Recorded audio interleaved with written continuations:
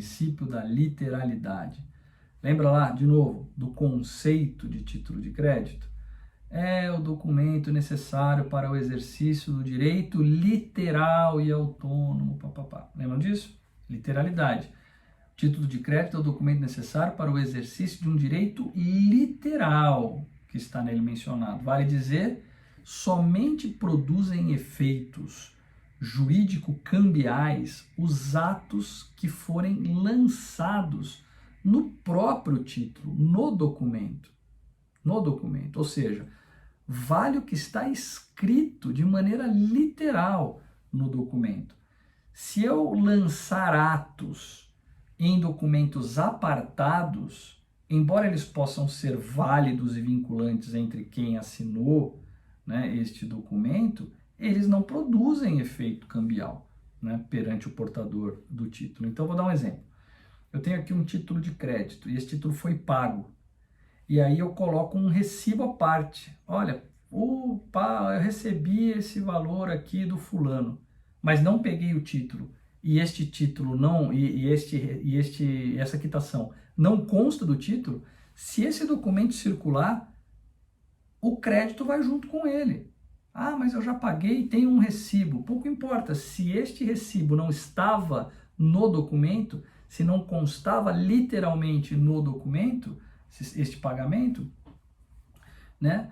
Como dizem os meus amigos lá da Sorbonne, désolé, mon ami, sinto muito, você vai ter que pagar de novo, porque quando este crédito circulou, quando este documento circulou, com ele foi a titularidade do crédito. E se não consta literalmente nesse documento que ele já foi pago, quem recebeu esse documento será considerado credor e terá direito a receber de você. Você terá de pagar 2 vezes, porque não teve o cuidado de reter a cártula, porque não teve o cuidado de colocar ali literalmente na cártula que aquele pagamento foi feito, tá? Então lembrem-se disso, quitação, recibo em documento apartado, pode em relação a título de crédito? Bem, pode até ter validade em relação a quem já pagou, mas se esse documento circular, um terceiro pode lhe cobrar novamente e este recibo não tem validade contra este terceiro, porque para que este recibo tenha validade cambial, ele tem que estar escrito ali no próprio título, ok? Bom, outro aspecto da literalidade é que vale o que está escrito literalmente no título, isso quanto à existência e quanto à extensão da obrigação, né, do direito de crédito. Então, por exemplo, se o sujeito me deve 10 mil, mas o título de crédito é de 7 mil, embora ele me deva 10 mil, eu não posso exercer um direito cambial maior que 7 mil, porque 7 mil é o que está escrito e eu só posso cobrar com base no título aquilo que está escrito no título. Posso cobrar a diferença por outras formas, não será por uma execução, né? Por exemplo, eu posso executar os 7 mil e entrar com uma ação de cobrança daqueles 3 mil restantes, porque ele me deve aqueles 3 mil, né? Não tenha dúvida, ele me deve aqueles 3 mil, mas se aqueles 3 mil não estão escritos no título, eu só vou executar o que está escrito no título, tá bom? Isso é importante, esse é mais um aspecto do princípio da literalidade. Tranquilos? Tranquilos até aqui?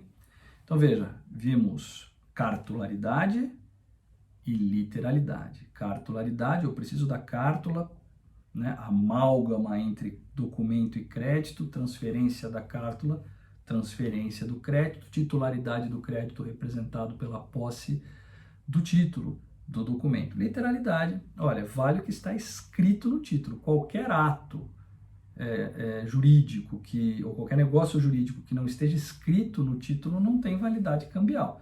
Pode valer entre aqueles que fizeram o negócio, mas certamente não poderão ser opostos a terceiros que venham a se tornar eventualmente titulares daquele documento, daquele título de crédito, ok? Tranquilo? Literalidade e cartularidade, muito bem. Então vamos seguir para mais um princípio, que é o princípio da autonomia, né? De novo, voltando ao conceito de vivante, que é o conceito exposto no Código Civil, o título de crédito é o documento necessário para o exercício de um direito literal e autônomo nele mencionado. Autonomia é um aspecto importante, portanto, né, quando se trata de título de crédito.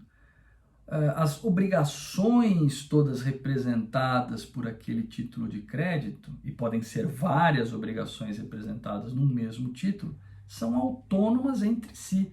Vale dizer, eventual defeito ou invalidade de uma relação cambial não vai interferir nas outras relações cambiais, porque elas são autônomas, né? Vou citar aqui novamente o nosso querido professor Fábio Ulloa Coelho. Ele diz que, segundo o princípio da autonomia, os vícios que comprometem a validade de uma relação jurídica documentada no título de crédito não se estendem às demais relações abrangidas no mesmo documento. Então, por exemplo, eu tenho ali a emissão do título, eu tenho o endosso do título, eu tenho um aval, né? A nulidade ou a invalidade do aval não interfere no endosso, não interfere na emissão do título, né? Eu tenho uma cadeia de 3 endossos, um desses endossos é nulo, né? A assinatura é falsa, ótimo, esse não vale, mas os outros endossos vão valer, né? Os avais que foram lançados vão valer, né? Então, o vício de uma das relações representadas ali naquele documento não se estende para o documento todo, não se estende para as outras relações representadas pelo mesmo documento. Então, emissão, endosso, aval, são todos atos cambiais autônomos que devem ser analisados de maneira isolada. O defeito de um não interfere no defeito de outro. E quando a gente analisa de maneira mais ampla essa autonomia, falando sobre o ato de emissão do título, nós chegamos a um outro princípio, na verdade, que é o princípio da abstração, que diz o seguinte: o título de crédito ele se descola do negócio jurídico subjacente à sua emissão. Ou seja, o cheque, que é um título de crédito, foi emitido em razão da compra de uma geladeira. Então, eu fui lá na loja e comprei uma geladeira. Paguei com um cheque. O cheque é um título de crédito. A loja tem esse título de crédito. A loja vai lá no banco e desconta esse título de crédito, endossa esse cheque para um terceiro, para um banco, por exemplo. Faz um endosso para o banco. O banco vai me cobrar. Aí eu chego para o banco e falo: desculpa, banco, eu não vou lhe pagar porque a geladeira veio com defeito. Então eu não tenho que pagar nada porque eu vou devolver essa geladeira e ponto final. Errado. O banco vai dizer: olha, desculpa, eu não tenho nada com isso. Eu nem sabia de geladeira, né? Eu recebi um título de crédito por endosso. Eu sou titular deste crédito porque a cártula está comigo. E a cártula diz que você vai me pagar 10 mil, 10 mil eu exagerei, né? Que geladeira cara é essa, né? Vai me pagar 2 mil reais, que é o que está lá no título.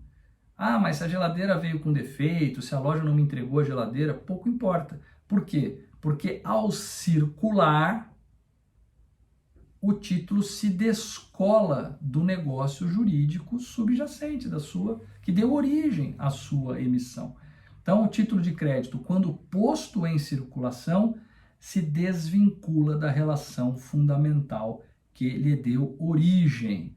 Vou dar aqui um outro exemplo de uma compra e venda de um carro. Mesma coisa, né? O carro não foi transferido, continua com o vendedor, né? O defeito desse negócio jurídico poderá impedir a exigibilidade do crédito entre emitente e credor, mas se ele circulou, não mais. Então vamos voltar no caso lá da geladeira, que eu acho que é mais simples da gente entender, e a gente já falou do exemplo.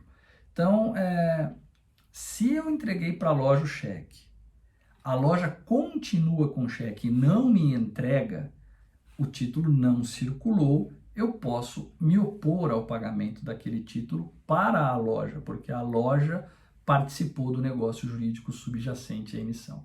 Mas a partir do momento em que a loja transfere esse título para terceiro, através de endosso, por exemplo, este terceiro tem direito a receber o crédito independentemente de qualquer vício que exista no negócio jurídico. É o princípio da abstração.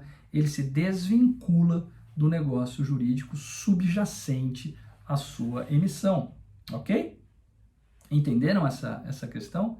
Isso é super importante porque no dia a dia isso acontece direto. Acontece direto. Então, por exemplo, a pessoa... É muito comum em comunidades mais carentes. Eu me lembro quando eu era juiz em uma cidade pequena, os vizinhos se ajudam, né? E uma empresta cheque para outra. Então, olha, eu emprestei um cheque para fulana, a fulana foi lá, comprou e não pagou. Agora o banco, a loja, o credor está vindo em cima de mim. O cheque era meu, eu que assinei o cheque, mas a compra não era para mim, a compra era para fulana, então cobre da fulana. Negativo, negativo. Literalidade, abstração. Ora, aqui diz que você vai pagar ao credor, eu tenho crédito, eu sou o credor, eu sou o titular desse crédito, eu quero que você me pague. Ah, mas era a fulana. Bom, a sua relação com a fulana não consta no título. E o negócio jurídico que deu origem à emissão desse título também não importa. O título vale pelo que ele é. O título de crédito representa o crédito escrito nele, vale pelo que ele é, não vale pelo negócio jurídico que deu origem à emissão do título. Ficou claro isso? Isso é abstração. Agora, uma continuação desse raciocínio da abstração e da autonomia nos leva ao último princípio, que é o princípio da inoponibilidade de exceções pessoais a terceiros de boa-fé. Ou seja, o executado, com base num título de crédito, ele não pode opor a este terceiro de boa-fé as defesas que ele teria contra, né, o emitente ou o endossante, ou seja, o devedor original daquele título, daquele crédito. Vou dar um exemplo prático, da geladeira, né, a da geladeira. Eu fui lá, comprei a geladeira, a loja não me entregou a geladeira, mas a loja endossou este título para um terceiro, para um banco. O banco vem me cobrar e eu vou dizer, não, banco, na verdade,